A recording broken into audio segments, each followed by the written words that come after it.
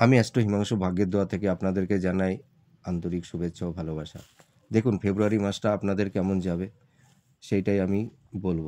দেখুন আপনারা এই বিগত বছরের যে সমস্যাটা আপনার পারিবারিক সমস্যা, ভাগ্যের উন্নতিতে বাধা, পারিবারিক ঝুট ঝামেলা মধ্যে দিয়ে আপনাদের কিন্তু এখনও কাটাতে হচ্ছে।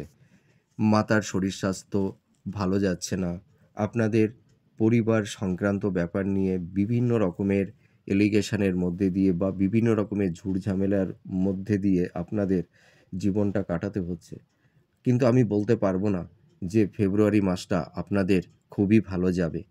কারণ আপনাদের এই বৃহস্পতি এখনও আপনাদের এই বছরের ১ম থেকেও বৃহস্পতি কিন্তু আপনাদের শুভত্ব কিন্তু দিতে পারবে না। আপনাদের মানে লিভার সংক্রান্ত, সুগার, বদহজম এই সমস্যা কিন্তু বৃহস্পতি আপনাদের দিতেই থাকবে। আর ১৫ই মের পর আমি বলতে পারি আপনাদের ভাগ্যের প্রভূত উন্নতির যোগ তৈরি হবে।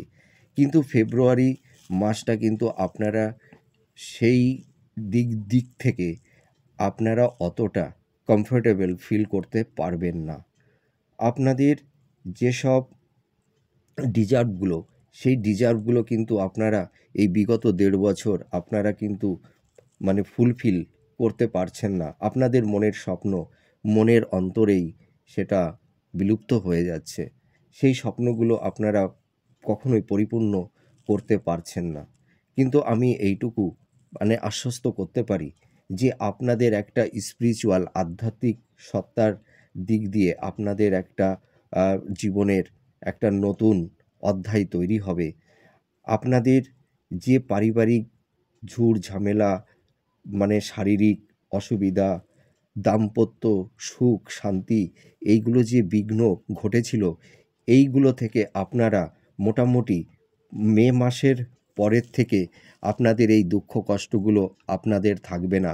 আপনাদের ভাগ্যের উন্নতি ঘটবে।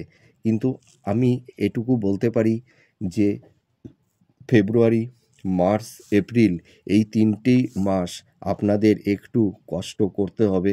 আপনারা একটু ধৈর্য ধরুন। আপনারা আশা করি এই এই দুঃখ কষ্ট থেকে আপনারা বেরিয়ে আসবেন। আপনাদের বাড়ি ঘর মনের যে আশাগুলো, আপনাদের যে ডিজার্ভগুলো সেগুলো পূরণ করতে পারবেন।